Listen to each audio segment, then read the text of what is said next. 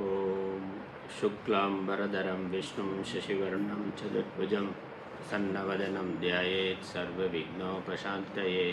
या देवी स्तूयते नित्यं विबुधैर्वेदपारगैः सा मे वसतु जिह्वाग्रे ब्रह्मरूपा सरस्वती। निधये सर्वविद्यानां विषजे भवरोगिणां गुरवे सर्वलोकानां दक्षिणामूर्तये नमः। श्रीदक्षिणामूर्तिसुदेशिकेन्द्रं द्वैपायनं सूत्रकृतं मुनीन्द्रं श्रीशङ्करं भाष्यकृतं यतीन्द्रं मद्देशिकं चापि नमामि विद्यै। ॐ सहना भवतु सहनो भुनक्तु सह वीर्यं करवावहै तेजस्विनावधीतमस्तु मा विद्विषावहैः। ओम शांति शांति शांति।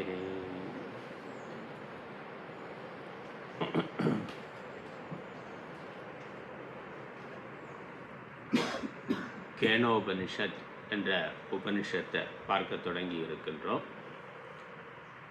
முகவரையாக சில விஷயங்கள் பார்த்தோம். ஆச்சாரியருடைய முகவுரை பார்த்து கொண்டிருக்கிறோம். சம்பந்த பாஷ்யம்னு பேர் இந்த உரை. இந்த விளக்கம் இன்னும் உபனிஷத்தை ஆரம்பிக்கலை, உபனிஷத்தோட சாந்தி மந்திரம் கூட ஆரம்பிக்கலை. ஆனால் அதற்கு முன்னாடி ஒரு முகவுரை இருக்குது. முகவுரை, இந்த உரை அப்படிங்கிறதுக்கு சம்ஸ்கிருதத்தில் பாஷ்யம்னு பேர். இந்த பாஷ்யத்துக்கு சம்பந்த பாஷ்யம்னு பேர். சம்பந்த பாஷ்யம்னா சம்பந்தத்தை சொல்லுகின்ற பாஷ்யம். என்ன சம்பந்தம்? இதற்கு முந்தின அத்தியாயங்களுக்கும் இந்த அத்தியாயத்துக்கும், ஏன்னா உபனிஷத் வேதத்தினுடைய ஒரு பகுதியாக இருக்குது. நம்ம பார்த்தோம் ஏற்கனவே முன்னாடி 8 அத்தியாயங்கள் இருக்குது. இது 9வது அத்தியாயமாக இருக்குது. அதனால் முன்னாடி இருக்கக்கூடிய 8 அத்தியாயத்திற்கும் இந்த 9வது அத்தியாயத்திற்கும் இருக்கக்கூடிய சம்பந்தம் என்ன? அப்புறம் இந்த உபனிஷத் என்ற பகுதியை யார் படிக்கலாம், அந்த படிக்கிறவர்களுக்கும் இந்த உபனிஷத்துக்கும் இருக்கக்கூடிய சம்பந்தம் என்ன? நான் ஏன் இதை படிக்கணும்? ஒருத்தன் கேட்கலாம்ல. கடைக்கு போனால் புஸ்தகம் எவ்வளோ புஸ்தகம் தொங்குது, எல்லாருக்கும் எல்லா புஸ்தகத்தையும் படிக்கிறதுல ஆர்வம் வர்றதில்லை. அப்போ அவருக்குன்னு ஒரு விருப்பம் இருக்குது, அவருக்குன்னு ஒரு பலன் கருதுதல்ங்கிறது இருக்குது. இந்த அறிவை நான் பெற விரும்புகிறேன்னா, இப்போ எந்த அறிவை நம்ம பெற விரும்புகிறோமோ அந்த அறிவு சம்பந்தமான நூலை படிக்கணும். அதனால் இந்த நூலுக்கும் நூலை படிக்கக்கூடிய அதிகாரிக்கும் இருக்கக்கூடிய சம்பந்தம், நூலுக்கும் நூலு சொல்லுகின்ற விஷயங்களுக்கும் இருக்கக்கூடிய சம்பந்தம், அந்த விஷயத்துக்கும் பிரயோஜனத்துக்கும் இருக்கக்கூடிய சம்பந்தம். இந்த அறிவை பெறதுனால எனக்கு என்ன பயன், இந்த அறிவு அந்த பயனை எப்படி தருங்கிற கேள்வி வருது. அப்புறம் எனக்கு ஒரு பிரச்சனை இருக்குது, என்னுடைய பிரச்சனைக்கு இந்த அறிவு எப்படி தீர்வாக அமையும் அப்படிங்கிற கேள்வியெல்லாம் இருக்குது. இதுக்கெல்லாம் சம்பந்தம்னு பேர். ஆனால் இந்த சம்பந்தங்களை சொல்கிற முகவுரைக்கு சம்பந்த பாஷ்யம்னு பேர். நம்ம முதல்ல முந்தின அத்தியாயங்கள் கர்ம காண்டத்துக்கும் இந்த ஞான காண்டம் அதற்கும் இருக்கக்கூடிய சம்பந்தம் என்ன அப்படிங்கிறத முதல்ல சொன்னார்.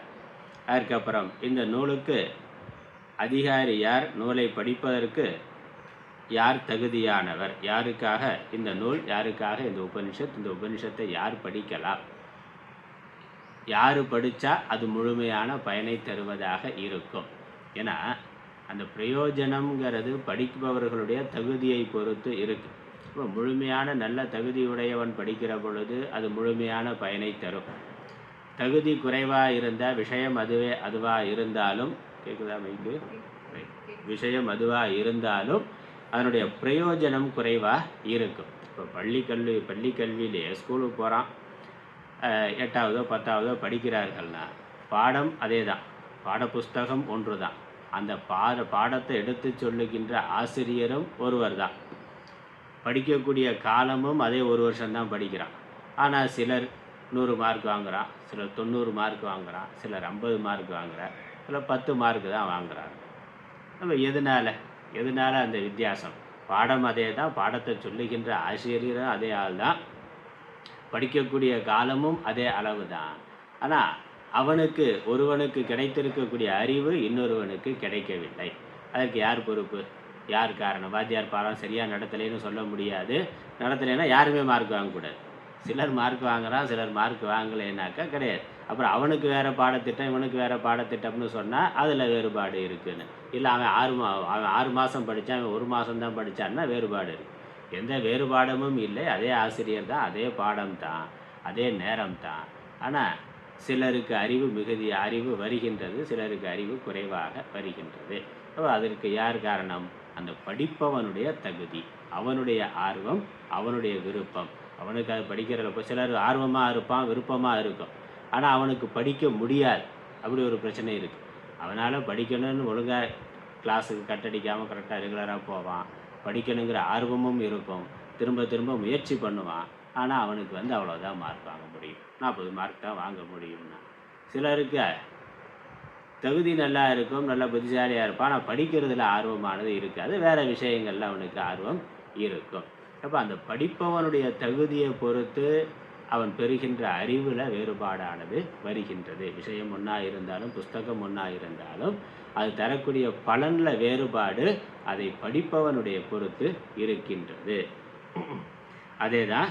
அதனால் படிப்பவன் யாருக்கு படிக்கக்கூடியவர், இந்த உபனிஷத்தை படிக்கக்கூடியவர்களுக்கு இருக்க வேண்டிய தகுதி என்ன என்பதை அதனால் முதல்ல சொல்கிறார். ஆனால் நமக்கு இந்த உபனிஷத், இந்த சாஸ்திரத்தை படிக்கிறதுனால முழுமையான பலன் வேண்டும் என்றால் அதற்கு நாம் நம்மை தகுதி உடையவர்களாக, முழுமையான தகுதி உடையவர்களாக ஆக்கிக்கொள்ள வேண்டும்.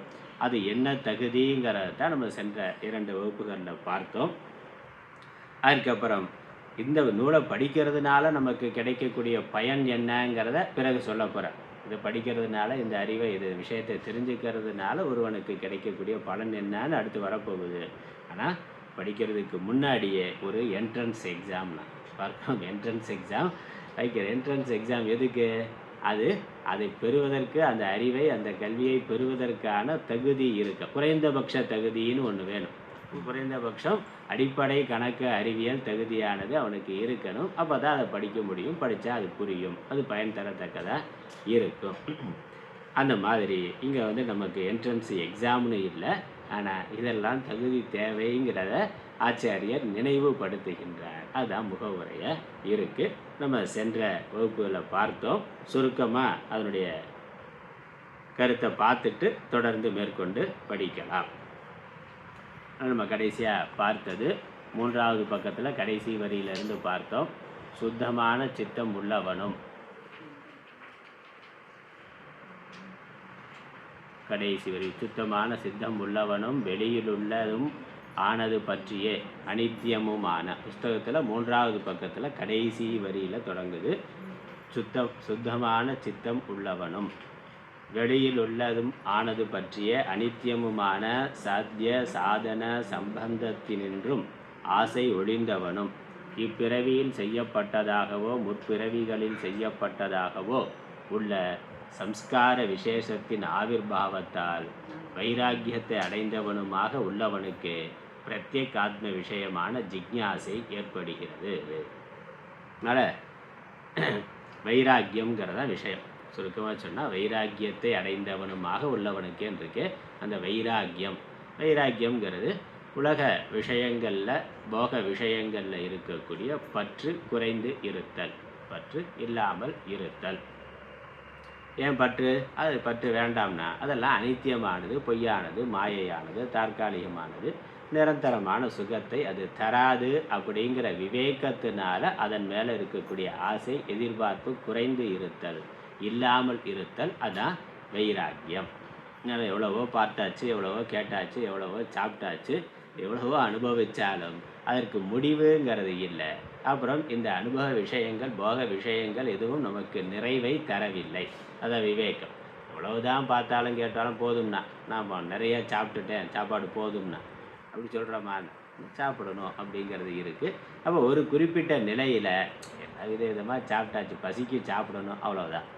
ஆனால் இளம் பருவத்தில் நல்லா நாக்கு ருசியாக வேணும்னுங்கண்ணா, குறிப்பிட்ட காலத்துக்கு அப்புறம் பசிக்கு ஏதோ நோவு இருந்தால் போதும், அவ்வளோ. அந்த மாதிரி எல்லா விஷயங்கள்லையும் இருக்கிறதுல போதுங்கிற ஒரு எண்ணமானது.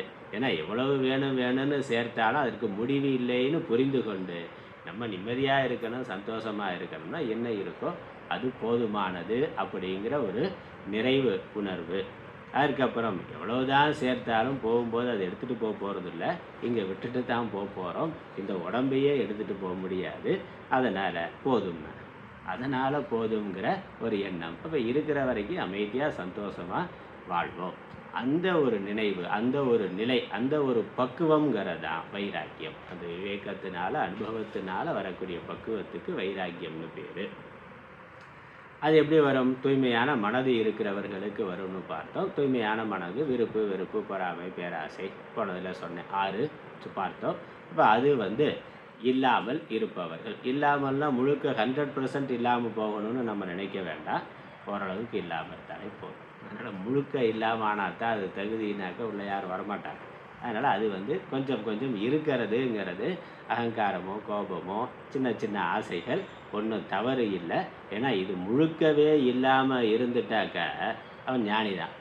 இது எதுவுமே எந்த விதமான ஆசையும் இல்லை, மனதில் விதமான எதிர்பார்ப்பும் இல்லை, எந்த கோபமும் இல்லை, மனது முழுக்க அடங்கி இருக்கிறது, நிறைவாக இருக்குது அப்படின்னாக்க அதுக்கு மேலே சாஸ்திரம் படிக்க வேண்டிய அவசியமே இல்லை, உபனிஷத்தை படிக்க வேண்டிய அவசியமே இல்லை.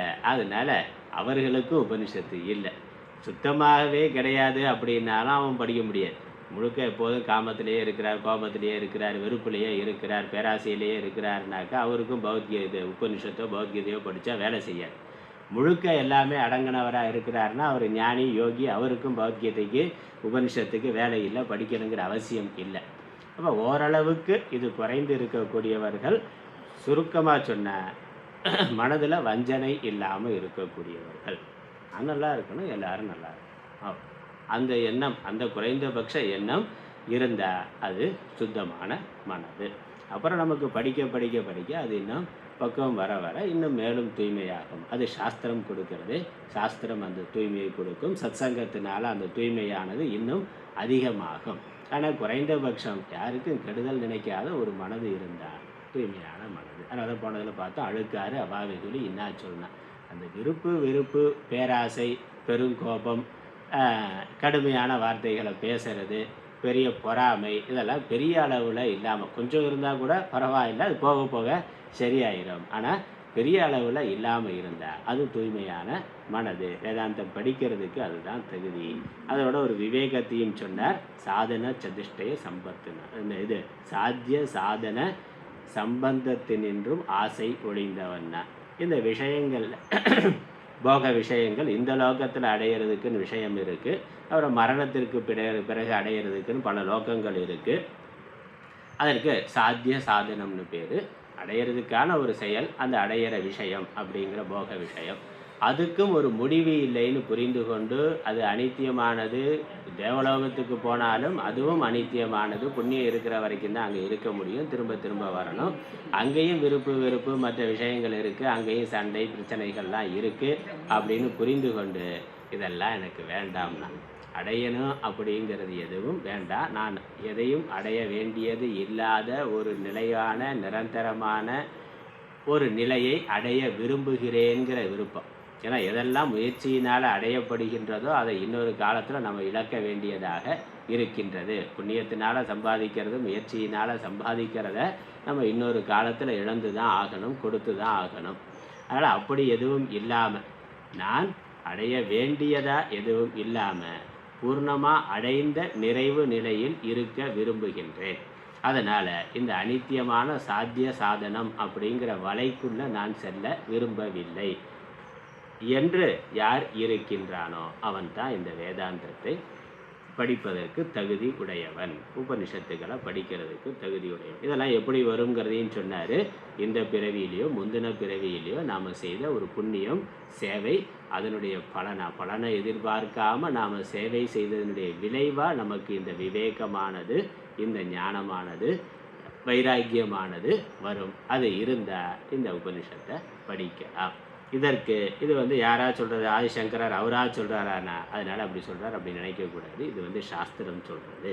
இது உபனிஷத்துக்களே இது தெளிவாக இருக்கிறது. கர்ம காண்டத்துக்கான ஆள் வேற, ஞான காண்டத்திற்கான ஆள் வேற. யாருக்கு இந்த வேதாந்தம் உபனிஷத்தானது பயனை தரும் என்பதற்காக இதற்கான மேற்கோள்களை காட்டுகின்றார். அதை நம்ம படிக்கலாம் மேற்கொண்டு. நான் சம்ஸ்கிருதத்தில் இருக்கிறத சொல்கிறேன், அதுக்கப்புறம் தமிழ் அர்த்தம் பார்க்கலாம். காட்டகேச்ச புக்தம்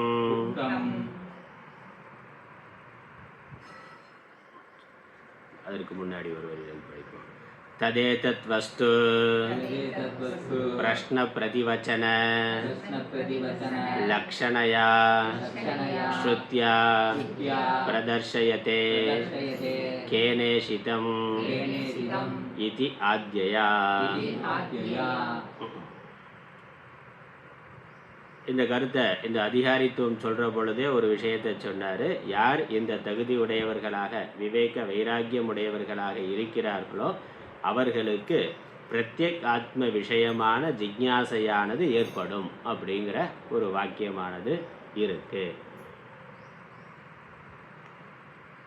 பார்த்தாக்கா நாலாவது பக்கத்தில் 4-5வது வரி அந்த முதல் வாக்கியம் முடிஞ்ச பிறகு அந்த இந்த பொருளானது பிரஷ்ன பிரதிவச்சன ரூபமானதும் கேனேஷிதம் என்ற தாதியானதுமான ஸ்ருதியினாலும் உபதேசிக்கப்படுகின்றது.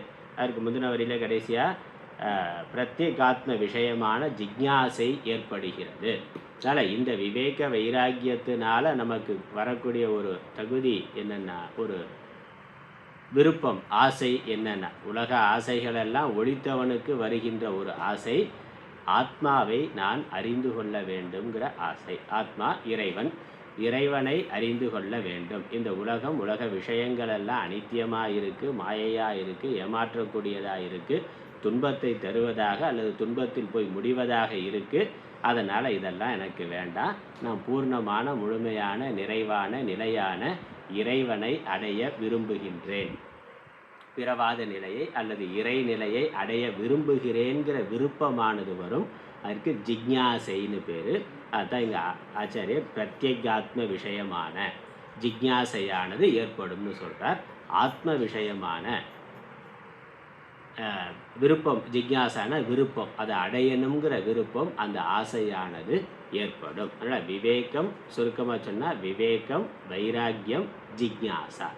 ஜிக்ஞாசான விருப்பம், இது இறைவனை அடைய வேண்டும்ங்கிற விருப்பம்.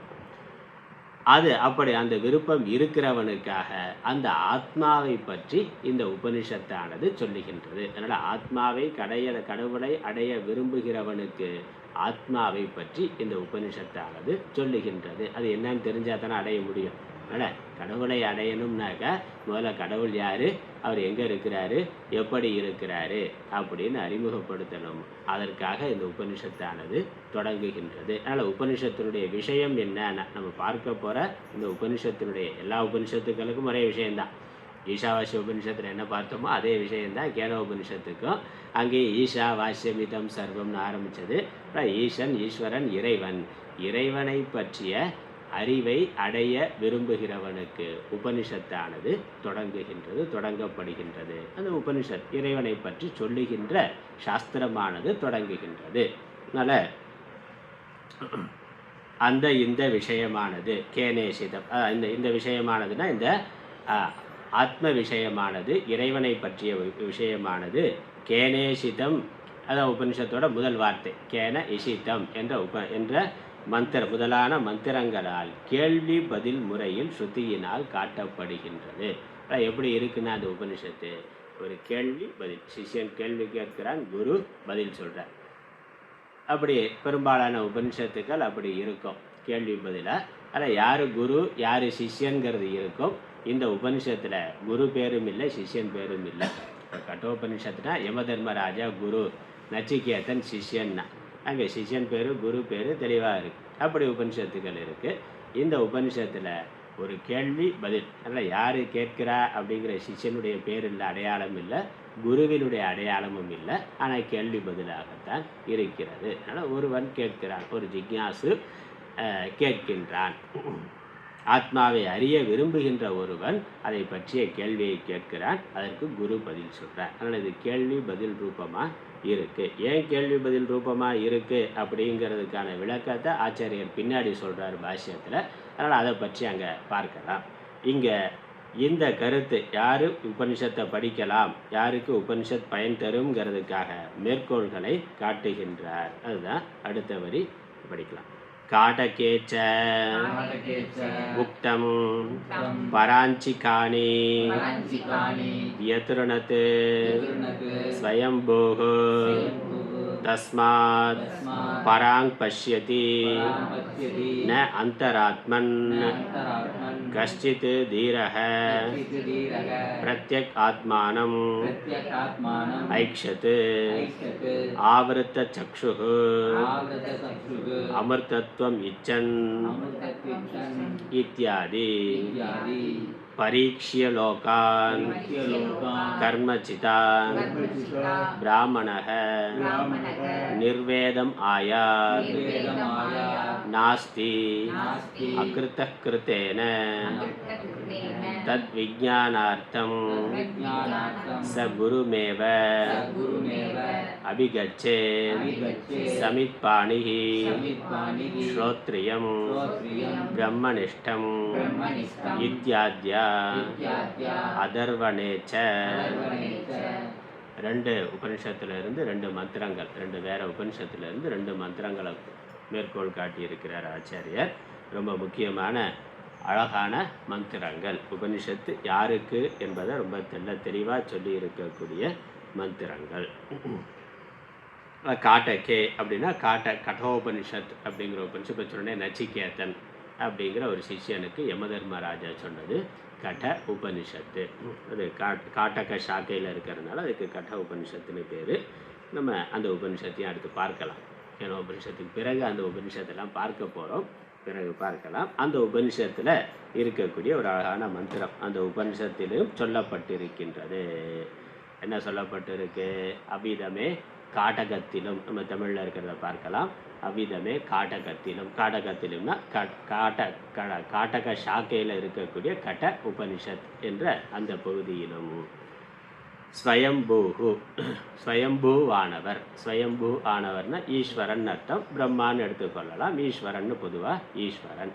இங்கே பிரம்மா அவர் தான் சிருஷ்டி பண்ணுறதுனால பிரம்மான்னு எடுத்துக்கொள்ளலாம். இங்கே ஈஸ்வரன் போட்டிருக்கு. நம்ம வேதாந்தம் படிக்கிற பொழுது இந்த பிரம்மா விஷ்ணு சிவன் அப்படிங்கிறதெல்லாம் புராணத்தில் இருக்கக்கூடிய வேதம். படைக்கிறவர்னா பிரம்மா, காப்பாற்றுறவர்னா விஷ்ணு, சம்ஹாரம் பண்ணுறவர்னா ருத்ரன், ஈஸ்வரன். வேதாந்தத்தை பொறுத்த வரைக்கும் ஈஸ்வரன் பொதுவாக ஒரு வார்த்தை இருக்கும். ஈஸ்வரன் இருக்கும், இரண்ய கர்ப்பன்னு வரும். இல்லை ஈஸ்வரன்னாக்க மாயையோட கூடிய உலகம் நடத்தலுக்கு காரணமாக இருக்கக்கூடிய பரம்பொருள். மாயை இல்லாமல் இருந்தால் பிரம்மம்னு சொல்லுவோம். எந்த சிருஷ்டியும் இல்லாமல் அவர் மாத்திரம் இருக்கிற பொழுது பிரம்மம். அதனுடைய மாயாசக்தியை வெளிப்படுத்தி உலகத்தை தோற்றுவித்து நடத்தி கொண்டு இருக்கக்கூடியவர் அவருக்கு ஈஸ்வரன்னு பேர். அதனால் ஈஸ்வரன் ஒரே வார்த்தை தான் இருக்கும். அவர் பிரம்மா படைக்கிற பொழுது பிரம்மான்னு பேர், காப்பாற்றுற பொழுது விஷ்ணுன்னு பேர், சம்ஹாரம் பண்ணுற பொழுது ருத்ரன்னு பேர். அவ்வளோதான். உண்மையிலேயே நம்ம மதத்தில் கடவுள் நிறைய கடவுள் கிடையாது, ஒரே கடவுள் தான். ஒவ்வொரு வேலையை செய்கிற பொழுது அவருக்கு ஒரு பேர் இருக்கும். அதுக்கேற்ற மாதிரி ஒரு ட்ரெஸ்ஸு போட்டிருப்பார். ஒரு யூனிஃபார்ம்னு ஒன்று இருக்குல்ல, அதுக்கு அந்த எந்த வேலையை செய்கிறாரோ அதுக்கேற்ற மாதிரி ஒரு யூனிஃபார்மும் அதுக்கேற்ற மாதிரி கையில் சில ஆயுதங்களையும் வைத்து கொண்டு இருப்பார். கிச்சனில் சமையல் பண்ணுறோம்னா அதுக்கேற்ற மாதிரி ஒரு ட்ரெஸ் போட்டுக்கிறோம், அதுக்கேற்ற மாதிரி கரண்டி இதெல்லாம் வைத்திருக்கிறோம். அதே தோட்ட வேலை பார்க்குற பொழுது அப்போ வேறையாக இருக்குது. அதே கேம்ஸ் விளையாட போகிறாரு இல்லை வாக்கிங் போகிறாருன்னா அப்போ போட்டுக்கிற ட்ரெஸ்ஸு வேறு. படிக்கிறதுனாக்கா அப்போ இருக்கிறது வேறு. இல்லை அவர் ஆஃபீஸ்க்கு போகிறாருனாக்கா ஆஃபீஸ்க்கு போடுற பொழுது அவர் போட்டிருக்க ட்ரெஸ்ஸுங்கிறது வேறு. இப்போ அதுக்கு டாக்டராக இருக்காருன்னா அதுக்கேற்ற மாதிரி ஒரு ட்ரெஸ் கோடு இதெல்லாம் போட்டுக்கிறார். வக்கீலாக இருக்கிறாருன்னா அதுக்கேற்ற எப்பொழுதும் அப்படியே இருப்பாரான்னா அந்த வேலையை செய்கிற பொழுது அப்போ அவருக்கு டாக்டர்னு பேர், வக்கீல்னு பேர். அதுக்கேற்ற மாதிரி ஒரு உடை, அதற்கேற்ற மாதிரியான சாதனங்களை கையில் வைத்திருப்பார். ஒரு ஆள் தான், ஒரே ஆள் தான். வேறு வேலைகளை செய்கிற பொழுது வேறு வேஷங்களில் இருக்கிறார். அதே மாதிரி இங்கே மனிதன் ஒரே இறைவன் தான். அவர் பல காரியங்களை, முக்கியமாக பஞ்ச கிருத்தியங்களை செய்கிறார். அதற்கேற்ற மாதிரி பல வடிவங்களை, பல பெயர்களை எடுத்துக்கொண்டு இருக்கிறார். அதனால் பல கடவுளுங்கிறது இல்லை, ஒரு கடவுள் பல ரூபங்களில் பல வடிவங்களில் இருக்கிறார். அதுதான் நம்மளுடைய அடிப்படை தர்மம், அடிப்படை தத்துவம். சாஸ்திரம் சொல்கிறது அப்படித்தான். அதனால் வேதாந்தத்தை நம்ம பார்க்கிற பொழுது இந்த பிரம்மா விஷ்ணு சிவன் அப்படின்னு தனித்தனியாங்கிறதெல்லாம் இருக்காது. ஈஸ்வரன்னு பொதுவான பெயர் இருக்கும்.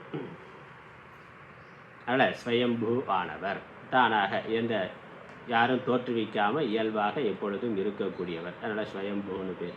அவர் என்ன பண்ணியிருக்காருன்னா சுருக்கமாக சொன்னாக்கா இந்த ஜீவர்களை படைக்கிற பொழுது, அவர்களுக்கு உடல்களை கொடுக்கிற பொழுது, இந்த இந்திரியங்கள் எல்லாம் கண்ணு, காது, மூக்கு, நாக்குனுக்கு இந்த இது இருக்கே, இந்த இந்திரியங்கள் எல்லாம் உலகத்தை நோக்கியே படைச்சு விட்டுட்டார்.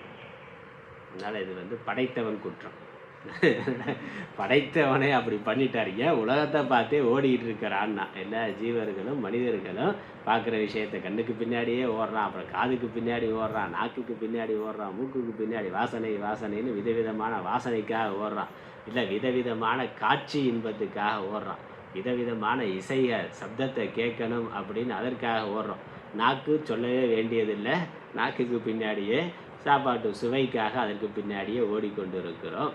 இப்படி இந்திரியங்களை கடவுள் படைக்கிற பொழுது உலகத்தை நோக்கி வெளியே போகிற மாதிரி படைச்சிட்டார். ஏன்னா வெளியே விஷயத்தையும் வச்சிருக்கிறார்ல, அவர் தான் வெளியே விஷயங்களையும் வைத்திருக்கிறார், அதை அனுபவிக்கிறதுக்கு இந்திரியங்களையும் வைத்திருக்கிறார். அதனால் இந்த இந்திரியமானது அந்த விஷயத்துக்கு பின்னாடியே ஓடிக்கொண்டு இருக்கின்றது. அதனால்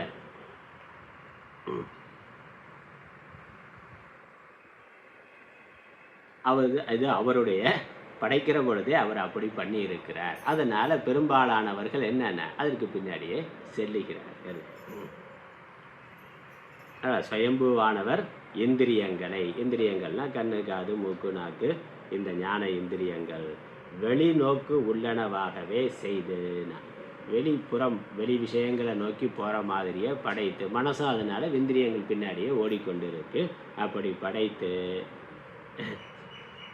கெடுத்து விட்டார், ஹிம்சித்து விட்டார், கெடுத்து விட்டார். அதனால் பராங் பஷ்யத்திங்கிற வார்த்தையை பார்த்தாக்க காணி, பராஞ்சி காணி, காணினா இந்திரியங்கள், பராஞ்சினா வெளிநோக்கி போகிற, தஸ்மாத் பராங் பஷ்யத்தினா. அதனால் பராக் பார்க்கறதுன்னு சொல்கிறோமே, பராங் பஷ்யத்தி ந அந்தராத்மன். இந்த ஜீவர்கள் பராக்னா வெளியேன்னு அர்த்தம், வெளியவே பார்த்து கொண்டு இருக்கிறது தான் பராக் பார்க்கறது. அங்கே எங்கே வேடிக்கை பார்க்குறத சொல்கிற முன்னாடி பராக் பார்க்காம இங்கே பாருன்னா, நான் தான் இங்கே உபநிஷத்தில் இருக்கிறதா பராஞ்சிக்கானின்னு. வெளியே போகிற மாதிரியே இந்திரியங்கள் படைக்கப்பட்டிருக்கு, பராக் பார்க்குற மாதிரியே படைக்கப்பட்டிருக்கு.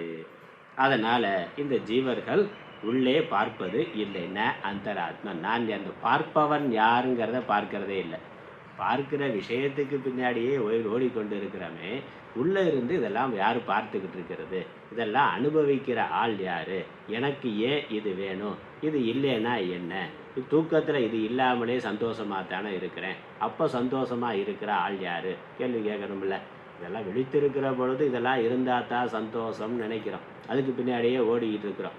அப்புறம் அதெல்லாம் கிடைச்சாலும் ஒரு அரை மணி நேரம் 1 மணி நேரம் அனுபவிச்சுட்டு எல்லாத்தையும் டிவியெல்லாம் ஆஃப் பண்ணி லைட்டெல்லாம் ஆஃப் பண்ணி தூங்குறானா, நல்லா பொத்தி ஃபேனையும் நிறுத்திட்டான், குளிரன்னாக்கா ஏசி அதையும் போட்டுட்டு அதெல்லாம் நிறுத்திட்டு பொத்தி எல்லாத்தையும் எல்லாம் கண்ணு, காது, மூக்கு வெளியே இருந்து கொஞ்சம் கூட வெளிச்சம் வரக்கூடாதுன்னு சொல்லி தலையோடு பொத்தி தூங்குறான். சந்தோஷமாக இருக்கணும்னு தானே இத்தனை பொருளெல்லாம் சம்பாதிச்சு சேர்த்த, ஏன் தூங்காமல் அதெல்லாம் இருந்து அனுபவிச்சுட்டே இருக்க வேண்டியது ஆனேன்னு. அது கொஞ்ச நேரத்தில் போர் அடிக்க ஆரம்பிச்சிருது. அப்போ இதெல்லாம் வேண்டான்னு தூக்கி போட்டுட்டு தூங்குறோம்.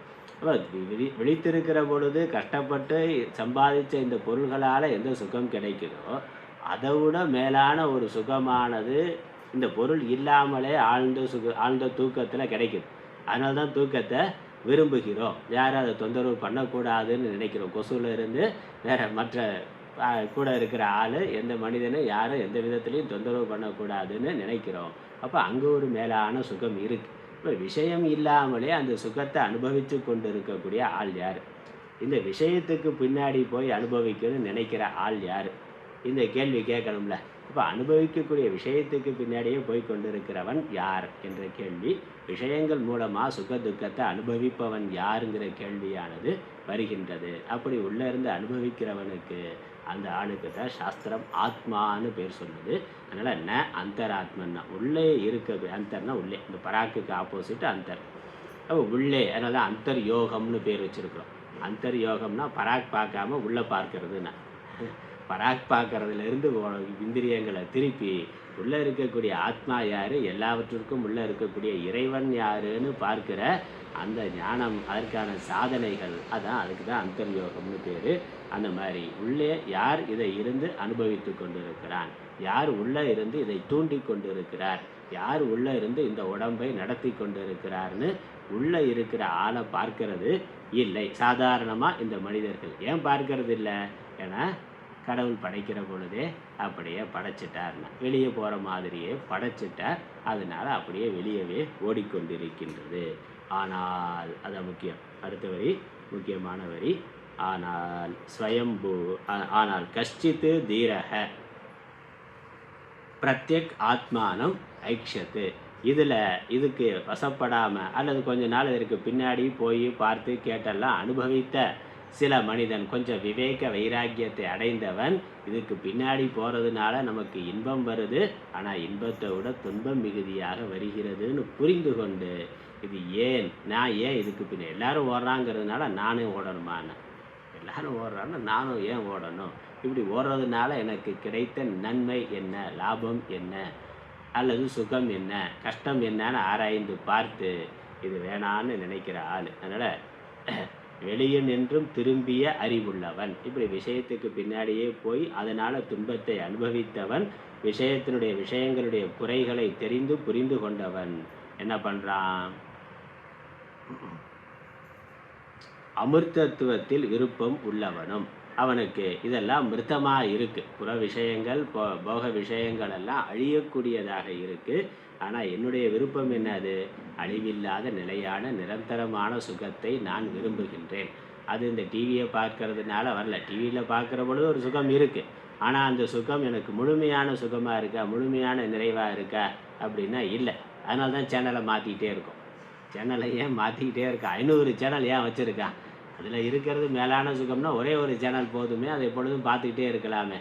ஆனால் அப்படி இல்லை, கொஞ்ச நேரத்தில் ஒரு விளம்பரம் வந்தால் ஒரு 2 சீன் போனாலே போர் அடிக்குது, அடுத்துன்னு சுற்றி அப்புறம் 500வது சேனல் வந்ததுக்கப்புறம் என்னென்னா திரும்ப முதல் சேனல்ல இருந்து ஆரம்பித்து சுற்றி வந்து அதுக்கப்புறம் கொஞ்சம் நேரத்தில் போர் அடித்து அதை ஆஃப் பண்ணிவிட்டு அப்புறம் என்ன பண்ண போகிறாரு, செல்ஃபோனை எடுத்து அதை நோண்டுவார். அதுவும் கொஞ்சம் நேரத்தில் போர் அடித்ததுன்னா எந்திரிச்சு வெளியே போ, எங்கேயாவது வேடிக்கை பார்த்துட்டு வா, கிரிக்கெட் விளையாடு, இல்லைன்னா போய் டீ கடையில் போய் டீ சாப்பிட்டு வா, அங்கே போய் பேப்பரை படி.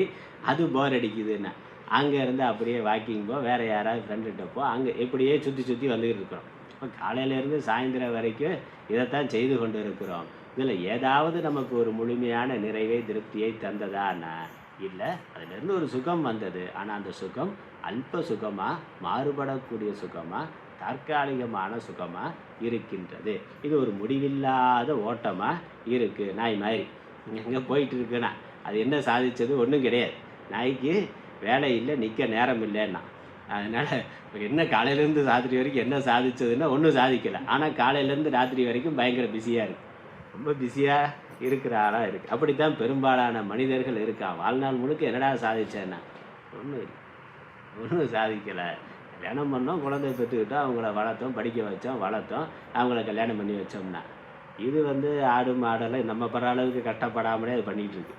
அதான் ஆடு மாடு பறவைகள் விரும்பு ஈ எறும்பு கொசுவில் இருந்து அதுவும் அதான் பண்ணுச்சு. பிறந்தது, வளர்ந்தது, கல்யாணம் பண்ணுது, 4 முட்டையை போட்டது, அது குட்டியை போட்டது, அதை வளர்த்தது, அதுக்கும் கல்யாணம் பண்ணி வச்சது, செட்டில் ஆகிட்டு அது முடிஞ்சதுன்னா.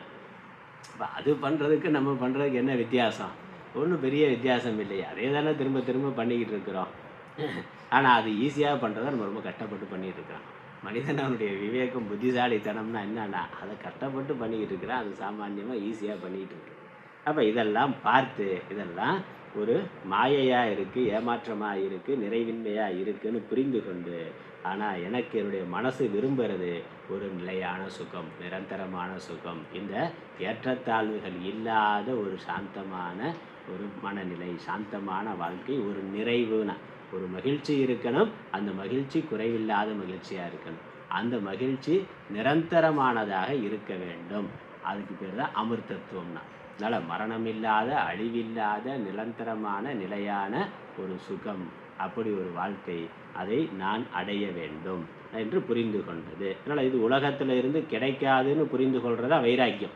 அதாவது முதல்ல அங்கே சொன்னார், சொல்கிற பொழுது இந்த இது வேதாந்த உபனிஷத்து படிக்கிறதுக்கு வைராக்கியம் வேணும்னா இந்த மாதிரியான ஒரு நிரந்தரமான நிலையான சுகம், துன்ப கலப்பில்லாத சுகம், அடிமைப்படுத்தாத சுகம், நிரந்தரமான பூர்ணமான ஒரு சுகமானது எந்த உலக விஷயத்திலிருந்தும், எந்த உறவுகளிடத்திலிருந்தும், எந்த காலத்திலையும், எந்த லோக்கத்திலையும் வராதுன்னு புரிந்து கொள்வது வைராக்கியம். ஆனால் நம்மளுடைய உள்ளார்ந்த விருப்பம் என்னது, அது வேணுங்கிறதா. அப்படியான ஒரு சுகம் வேணுங்கிறதா விருப்பம்.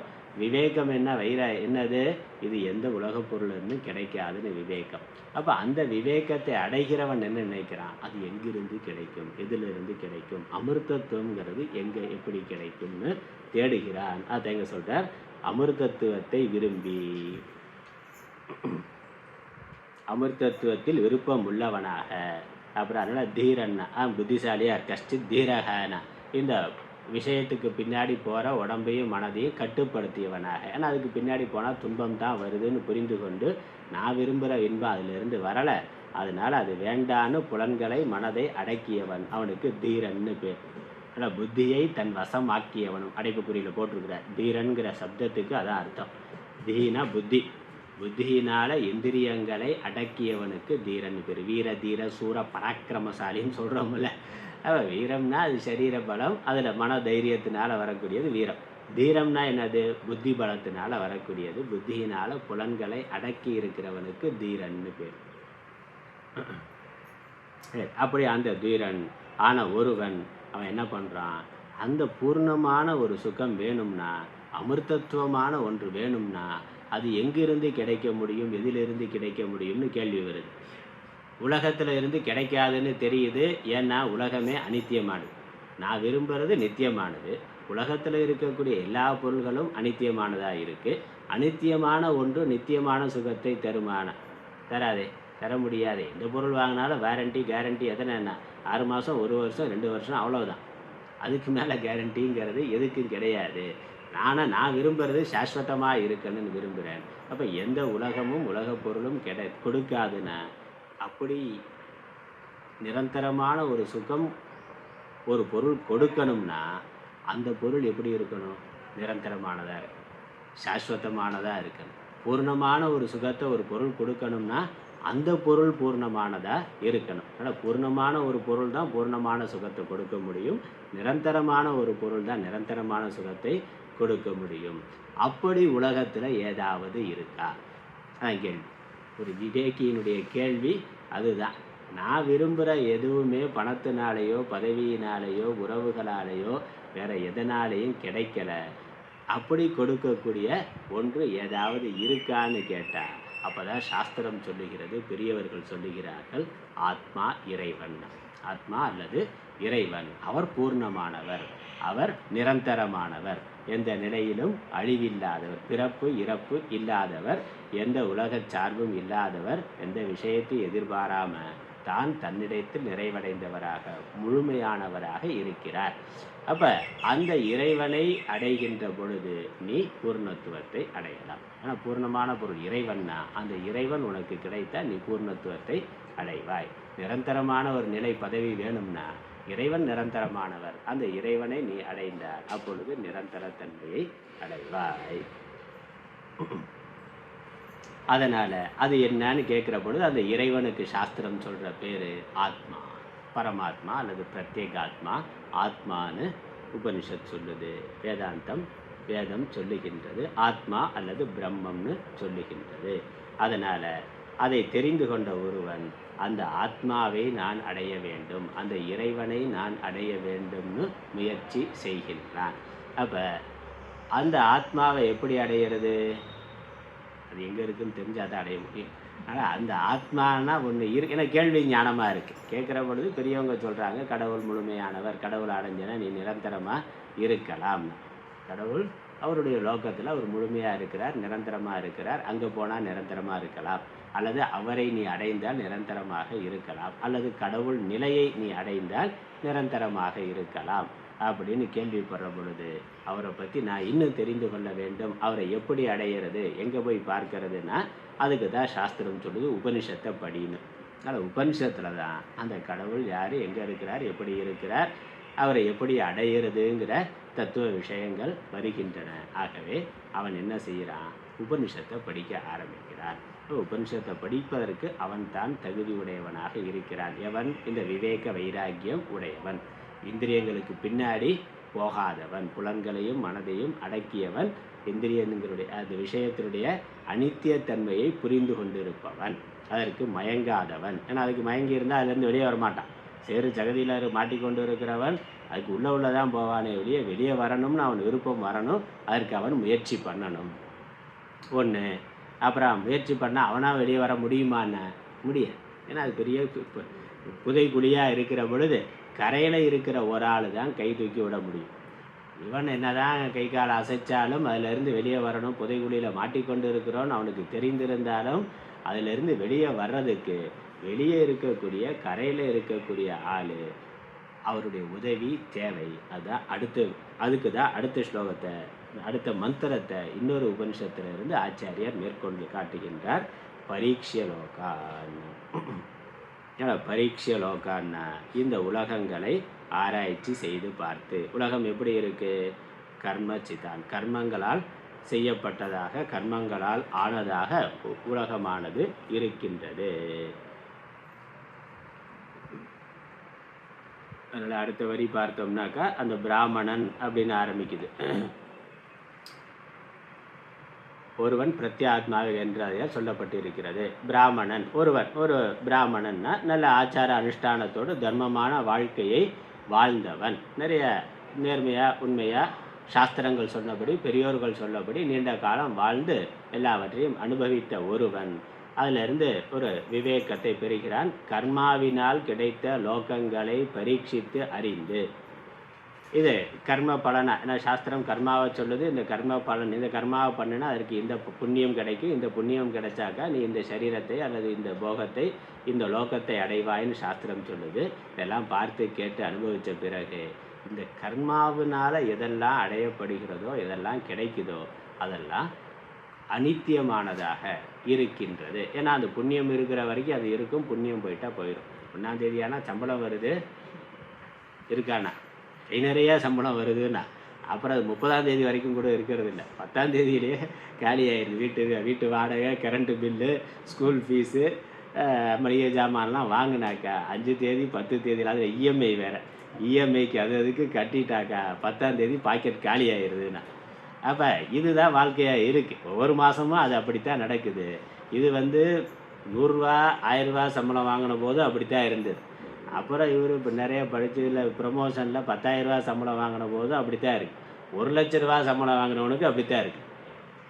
எல்லாருமே ஒன்றுமே இல்லாமல் வெறும் 10 ரூபா வந்த போதும் கையில் 10ஆம் தேதிக்கு வேணால் ஒன்றும் இருக்கிறது இல்லை. 1,00,000 ரூபா சம்பளம் வாங்கினாலும் 1ஆம் தேதி யாரா 10ஆம் தேதி ஆனால் ஒன்றும் இருக்கிறது இல்லைங்கிறது தான் உலக அனுபவம். அதனால் எல்லாம் பார்த்தவன். அப்போ இது கர்மானா கர்மாவுக்கு ஒரு பலன் உண்டு, ஆனால் அது ஒரு வரையறைக்குட்பட்ட பலன். அதனால் அது காலியாகிவிடும், அது தீர்ந்துவிடும். வேறு லோகத்துக்கு போனாலும் புண்ணியம் இருக்கிற வரைக்கும் தான் அங்கே இருக்க முடியும். அது முடிஞ்ச பிறகு திரும்ப வரணும். திரும்ப என்னென்னா முதல்ல இருந்து ஆரம்பிக்கும். அதனால் இதெல்லாம் பார்த்து புரிந்து கொண்டவன் என்ன பண்ணுறான்? இந்த கர்மாவினால், அதனால் கிருத்தத்தினால்னா கர்மத்தினால், அக்கிருத்தமான இந்த லௌகிக்க செயல்களால், உலகியல் சார்ந்த அல்லது வேதம் சொன்ன வைதிகமான கர்மாவினால கூட நித்தியமான ஒரு பலனை அடைய முடியாது. அதனால் அக்கிருத்தமான செய்யப்படாத நிரந்தரமான மோட்சமானது கிட்டாது என வைராக்கியத்தை அடைய வேண்டும். இது விவேகம். வைராக்கியத்தை, உலக விஷயங்களில் ஒரு வைராக்கியத்தை அடைய வேண்டும். அதனால்தான் நம்ம புராண இதிகாசங்கள் இதை வேறு விதமாக கதை மாதிரி சொல்லப்பட்டு இருக்கு. என்னதான் கடுமையாக தபஸ் பண்ணி அவன் 10 வருஷம் 20 வருஷம் இல்லை 500 வருஷம் தபஸ் பண்ணி பிரம்மாவோ சிவனோ விஷ்ணுவோ காட்சி கொடுத்து என்ன வரம் வேண்டும்னு கேட்டாக்கா என்ன கேட்பான்? ஏன்னா சாகா வரம் வேண்டும்னா அதை கொடுக்க முடியாதுன்னு சொல்கிறார் அவருக்கு. அப்போ எது அந்த வரத்தை தவிர வேறு என்ன வரம் வேணாலும் கேளுன்னா. அப்போ சாகா வரம்ங்கிறது இந்த தபஸுனால் உலக கர்மாக்களால் அடைய முடியாது அப்படிங்கிறது தெளிவாக இருக்குது. அப்போ அவர் என்ன பலன் கொடுத்தாலும் என்ன வரம் கொடுத்தாலும் அது அனித்தியமானதாகத்தான் இருக்கும். ஏன்னா நித்தியமாக இருக்கிற பலனை கொடுக்க முடியாதுன்னு சொல்லிட்டார். அதுக்கு வாய்ப்பு இல்லை, கொடுக்க முடியாது. எவ்வளவுதான் கடுமையாக தபஸ் பண்ணாலும் எவ்வளவுதான் புண்ணியம் இருந்தாலும் கிடைக்கக்கூடிய பலன் அனித்தியமானதாகத்தான் இருக்கும். சாகான என்னது? அழியாமல் இருக்கிறது தானே. அது கொடுக்க முடியாதுன்னா என்னது? அழியக்கூடிய ஒரு பலனைத்தான் கொடுக்க முடியும் என்பது தான். அதனால் குழந்தை இல்லை, குழந்தை வேணும் அப்படின்னாக்கா குழந்தை சாகாமல் இருக்குமா என்ன? அது ஒரு நாள் குழந்தை வரும், இருக்கும், அது அழிந்து போகும். பணம் இல்லை, பணம் வேணும்னாக்கா பணம் அப்படியே இருக்குமா? அதுவும் வரும், செலவு பண்ண அதுவும் போகும். அதனால் உடல் பலம் வேணும்னா பலம் கேட்டால் கொடுக்குறாரு, அதுக்கப்புறம் என்ன ஆகுது? அதுவே பிரச்சனையாயிடும். 3 லோகத்துலேயும் போய் அங்கே அடிதடி அசுரர்கள் அதானே பண்ணுறான். அதிகமான வரம் வாங்கின உடனே பலம் கிடைச்ச உடனே சண்டை சச்சரவு தான். அப்போ அவர் வரமாக கடினமாக தபஸ் பண்ணி வரமாக எது வாங்கினானோ அதுவே அவனுடைய அழிவிற்கு காரணமாக ஆகிறதுங்கிறத பார்க்கிறோம். அதனால் இப்படி இந்த உலகம் எல்லாமே அனித்தியமானது. நான் இது எதுவுமே நித்தியமான மோட்சங்கிற பலனை தராது என்பதை புரிந்து கொள்ளுகிறான். அந்த விவேக வைராக்கியத்தை அடைய வேண்டும்னு உபனிஷத் சொல்லுது. அதனால் நிர்வேதம் ஆயாத்துனாக்கா வைராக்கியத்தை அடைய வேண்டும், அடைகின்றான்.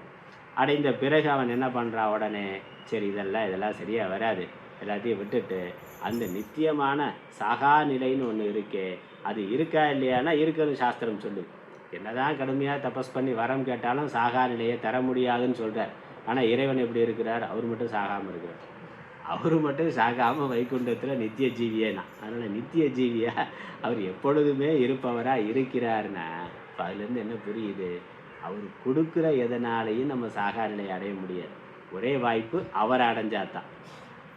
நாம் அவராக ஆனால் மட்டுமே சாகா நிலையை அடைய முடியும். ஏன்னா அவர் சாகாமல் இருக்கிறார், அந்த இறைவன் சாகாமல் இருக்கிறார். அவரால் வரமாக இதெல்லாம் கொடுக்கப்படுதோ அதெல்லாம் அழியக்கூடியதாக இருக்குது. அப்போ அழிவில்லாத ஒரு பதம் வேணும்னா அந்த இறைவனை அடைதல் என்பதை தவிர, இறைவனாக ஆதல் என்பதை தவிர வேற வாய்ப்பே இல்லைங்கிறது புரிகின்றது.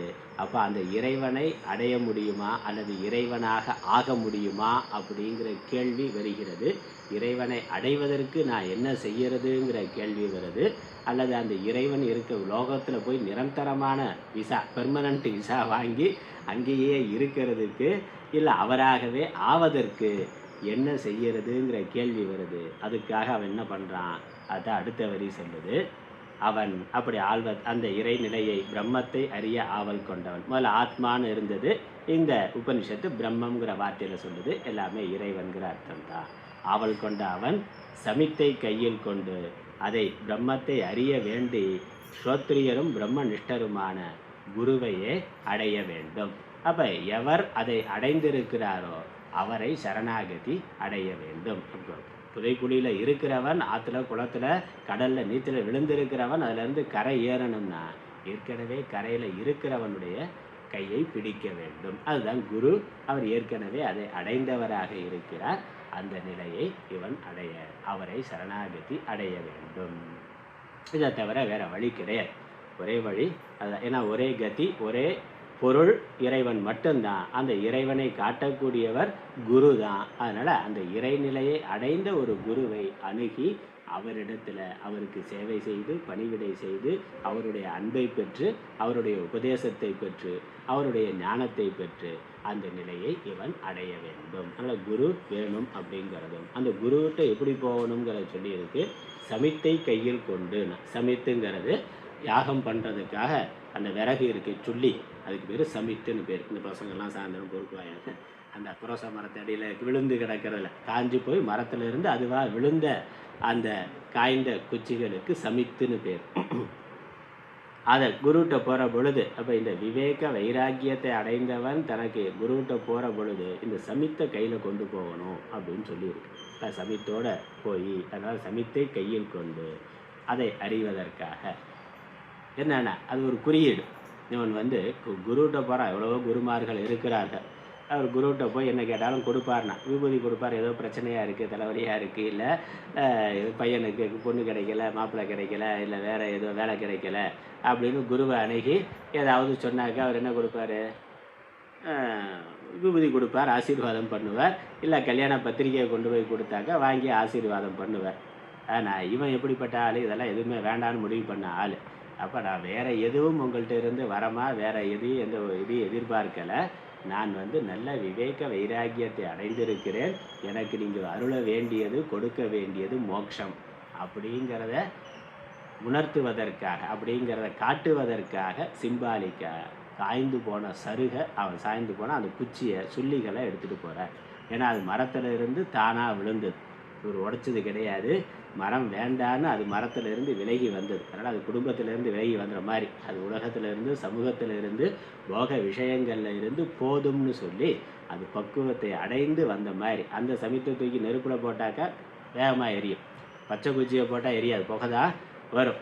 அப்போ என்னது, நான் ஞானம்ங்கிற அந்த நெருப்பை அடைவதற்கு தகுதியுடையவனாக இருக்கிறேன், மோட்சத்தை அடைவதற்கு தகுதியுடையவனாக இருக்கிறேன். நல்ல பக்குவப்பட்டு காஞ்ச விறகுனா, ஆனால் காஞ்ச விறகு தான் நெருப்பில் விழுவதற்கு, நெருப்பை அடைவதற்கு, ஜோதிமயம் ஆவதற்கு தகுதியுடையதாக இருக்கின்றது. அந்த தகுதி எனக்கு இருக்குது, அந்த விவேக வைராக்கியம் பக்குவம் எனக்கு இருக்குது. நான் இந்த காஞ்சு போன நெருப்பு மாதிரி உலகத்தில் இருந்து எவ்விதமான எதிர்பார்ப்பும் இல்லாதவனாக, எவ்விதமான பற்று அந்த ஈரப்பசை அதான் பற்று, அந்த பசை எதுவும் இல்லாமல் நான் இருக்கிறேன்னு அந்த விவேக வைராக்கியத்தை காமிக்கிறதுக்காக சமித்தை எடுத்துகிட்டு போவேன் அப்படின்னு சொல்லியிருக்கு. ஏன்னா வேறு குருவுக்கு வேறு ஒன்றும் வேணாம், அவரே ஏற்கனவே நிறைவடைந்தவராக இருக்கார். அவருக்கு ஏதாவது போய் டொனேஷன் கொடுக்கணுமான்னு, அவர் இந்த மாதிரி ஆசிரமம் வச்சுருந்தா கொடுக்கணும், அது வேறு. ஆசிரமம் வச்சு நடத்திக்கிட்டு இருந்தாருன்னா கொடுக்கணும் வரவங்களுக்கு சாப்பாடு போகிறதுக்காக. ஆனால் சாதாரணமாக என்னது, அவர் எதையும் எதிர்பார்க்காமல் இருக்கிறவன் கொண்டு வந்து கொடுப்பா, அவருடைய சக்திக்கு ஏற்ற மாதிரி கொடுப்பாங்க. ஒன்றுமே கொடுக்கலனாலும் அவர் ஆசீர்வாதம் பண்ணுவார், எல்லாத்துக்கும் சமமாக தான் ஆசீர்வாதம் பண்ணுவார். அவர் ஒன்றும் உண்மையிலே எதிர்பார்க்கலை, கொடுப்பவர்கள் அவர்களுடைய சக்திக்கு ஏற்ற மாதிரி கொடுக்குறார்கள். கொடுக்கலைனாலும் அவருக்கு ஒன்றும் கிடையாது, ஒன்றும் கூட போகிறது இல்லை, குறைய போகிறது இல்லை. அப்போ அவருக்கு எந்த எதிர்பார்ப்புமே இல்லாத பொழுது அவர்கிட்ட என்ன கொண்டு போய் கொடுக்கறது? இவனுக்கே எதுவுமே வேண்டான்னு வைராக்கியம் வந்துருச்சு. இப்போ குரு வைராக்கியம் இல்லாமல் இருப்பார்.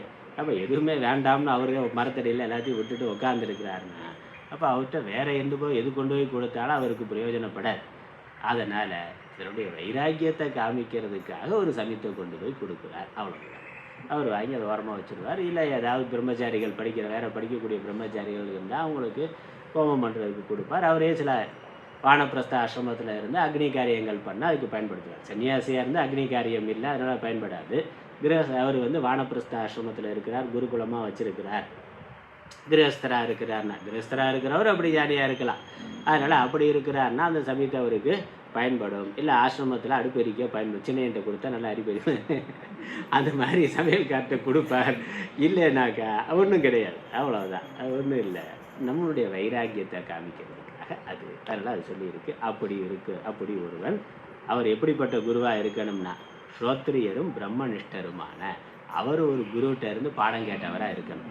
முக்கியமானது அது. ஏன்னா குருன்னு நிறைய பேர் இருக்காங்க. அப்போ அவர் நம்முடைய பிரச்சனையை தீர்க்கக்கூடியவராக இருக்கணும், அவர் பிரச்சனை இல்லாதவராக இருக்கணும். அது ஒன்று. குருகிட்ட போனால் சில சமயங்கள் அதுவே பிரச்சனையாயிடும்.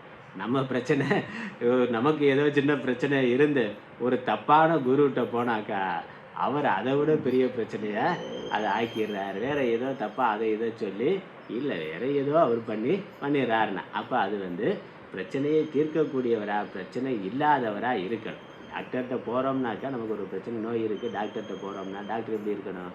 அந்த நோயை பற்றி நல்லா தெரிந்தவராக இருக்கணும். அந்த நோய் அவருக்கு இல்லாதவராக இருக்கணும். அவர் இதை விட நமக்கு சீனியர்னு இதில், இந்த நோயில் அப்படி இருந்து பிரயோஜனம் கிடையாது. அப்போ அந்த நோய்க்கான மருந்து என்ன அப்படிங்கிறத தெளிவாக தெரிந்தவராக இருக்கணும். நோயோட தன்மை தெரிந்தவராக இருக்கணும், நோய்க்கான மருந்து தெரிந்தவராக இருக்கணும். அந்த நோய் அவருக்கு இல்லாதவராக இருக்க வேண்டும். அது மாதிரி நம்ம உலக வாழ்க்கையில் கஷ்டப்பட்டு துன்பப்பட்டு இதெல்லாம் வேண்டாம், துன்பம் வேண்டாம், கஷ்டம் வேண்டான்னு குருகிட்ட போனால் அவர் கஷ்டங்களை கடந்தவராக, மனக்கவலை இல்லாதவராக இருக்கணும்.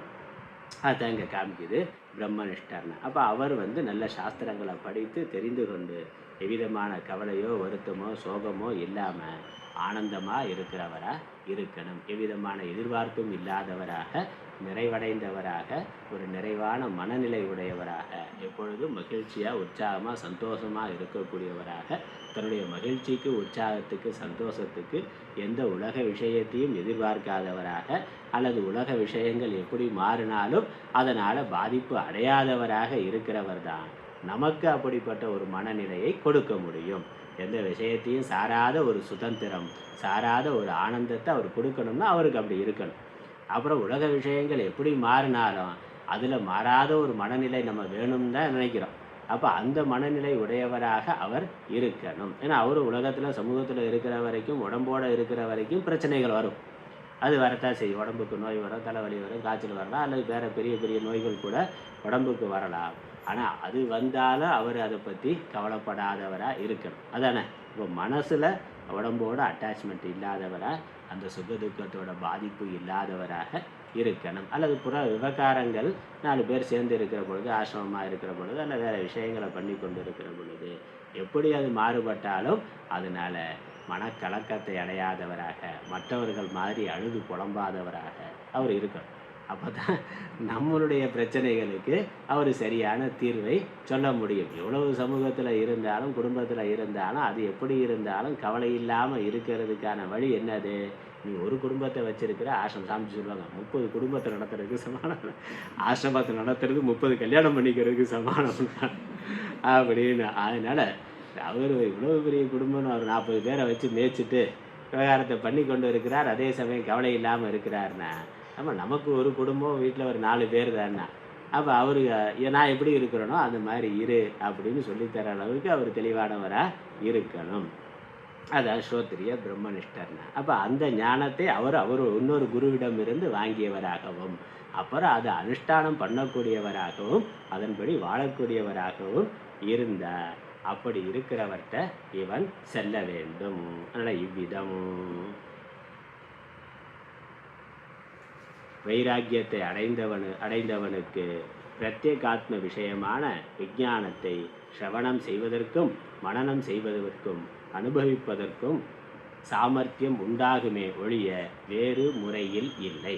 அதனால் இந்த வேதாந்த உபனிஷத்தை படித்து அதனால் ஆத்ம ஞானத்தை அடையிறதுக்கு, அந்த ஆத்ம ஞானத்தினால எவ்விதமான கவலையும் இல்லாமல் இருக்கிறதுக்கு அவனால் தான் முடியும்னா. இந்த உலக விஷயங்களில் யார் வைராக்கியத்தை அடைந்திருக்கிறானோ, மனசில் பற்று இல்லாமல், சுற்றி உறவுகள் இருக்கலாம், விவகாரங்கள் இருக்கலாம், அதெல்லாம் விட்டுட்டு வரணும்னு சொல்லலை. அவ்வளவு இருந்தாலும் அதன் மேலே பெரிய அட்டாச்மெண்ட்டு, பெரிய பற்றுதல் இல்லாமல் யார் இருக்கிறானோ அவன் மேற்கொண்டு வேதாந்தத்தை படித்தா அதே உலக விவகாரங்களை இன்னும் நல்லா பண்ண முடியும், கவலை இல்லாமல் பண்ண முடியும். அதனால் இவருக்கு இது ஏற்கனவே எந்த விதமான பற்றும் இல்லை. ஆனாலும் விவகாரங்கள் பண்ணுற பொழுது கவலைகள், பிரச்சனைகள் வருது. இவர் எதிர்பார்க்கலை, எந்த ஆசையும் பெருசாக வீட்டில் இல்லை. குழந்தைகள்கிட்ட இருந்தோ, கணவன்கிட்ட இருந்தோ, மனைவிட்ட இருந்தோ, மற்ற உறவுகள்கிட்ட இருந்தோ பெருசாக எதிர்பார்க்கலை. அவர் ஒரு வேலையை பார்த்து கொண்டு இருக்கிறார். ஆனாலும் அவர்கள் சரியாக இல்லாத பொழுது, அல்லது சூழ்நிலைகள் மாறுகின்ற பொழுது, பொருளாதார நிலைகள் மாறுகின்ற பொழுது, உறவுகள் மாறுகின்ற பொழுது, அதனால் பிரச்சனை, மனசுக்கு கவலை வருது, வருத்தம் வருது. அதிலிருந்து விடுபடுவதற்கு என்ன வழின்னா குருட்ட வந்திருக்கிறார். அதுவும் இல்லைன்னா குருட்ட வர வேண்டியதே இல்லை. அதனால் பிரச்சனை இருக்குது, எனக்கு எந்த எதிர்பார்ப்பும் இல்லை. ஆனாலும் இதெல்லாம் சரியாக இல்லாத பொழுது மனசில் வருத்தமாக இருக்குது, கஷ்டமாக இருக்குது. பையன் சரியில்லையே, இல்லை பொண்ணு சரியில்லையே, இல்லை மருமையம் சரியில்லையே, மாமியார் சரியில்லையே, சமூகம் சரியில்லையே, அரசியல் சரியில்லையேன்னா. அப்போ நான் சரியாக இருந்தாலும், எனக்கு இங்கேருந்து எந்த எதிர்பார்ப்பும் இல்லைனாலும், அவர்கள் சரியாக இல்லாததுனால எனக்கு ஒரு துக்கம் வருது, கவலை வருது. அப்புறம் என்னுடைய சின்ன சின்ன ஆசாபாசங்களால் கவலை வருது. இப்போ இதிலேருந்து நான் என்னுடைய ஆசாபாசங்களிலிருந்து விடுபட்டு கவலை இல்லாமல் இருக்கணும். புறச்சூழ்நிலைகள் எப்படி இருந்தாலும் அது என்னுடைய மனசை பாதிக்காமல் இருக்கணும். அதற்கு என்ன வழி அப்படின்னு தான் குருவை கேட்டு வருகிறார். அப்போ அந்த விவேகம் இருக்கணும். தான் தன்னளவில் சரியாக இருக்கிறான், அதே சமயம் ஒரு நிறைவை எதிர்பார்க்கிறான். அப்படி இருக்கிறவன் குருவை அணுகுகின்ற பொழுது, இந்த வேதாந்தத்தை உபனிஷத்தை படிக்கின்ற பொழுது, அந்த ஞானமானது அவருடைய மனதில் இருக்கக்கூடிய கவலைகளை போக்குகின்றது, துன்பத்தை போக்குகின்றது. அது இந்த ஞானத்தோட பிரயோஜனம். அதை அடுத்த வரியில் சொல்கிறார். அதனால் யார் உபனிஷத்தை படிக்கலாம் அப்படின்னா, யாருக்கு இந்த உலக விஷயங்களில் விவேக வைராக்கியம் வந்திருக்கோ, போதுங்கிற எண்ணம் இருக்கோ, அதே சமயம் இதற்கு மேலே ஒரு நிறைவான ஒரு மனதை, ஒரு பேரின்பத்தை, ஒரு நிறைநிலையை அடைய வேண்டுங்கிற விருப்பம் இருக்கோ, அவன் உபனிஷத்தை படிக்கலாம். தொடர்ந்து அடுத்த கிளாஸுக்கு வரலாம், இந்த கேன உபனிஷத்தை கேட்கலாம்னா. அப்படி கேட்கறதுனால அவனுக்கு இந்த உபனிஷத்து என்ன பலனை தரும் அப்படின்னு கேட்டால், அதை உபனிஷத்து மற்ற மந்திரங்கள்ல இருந்து, வேற உபனிஷத்துக்கள்ல இருந்து மேற்கோள் காட்டி ஆச்சாரியர் சொல்லுகின்றார். நம்ம அடுத்த வகுப்புல அடுத்த வாரம் தொடர்வோம்.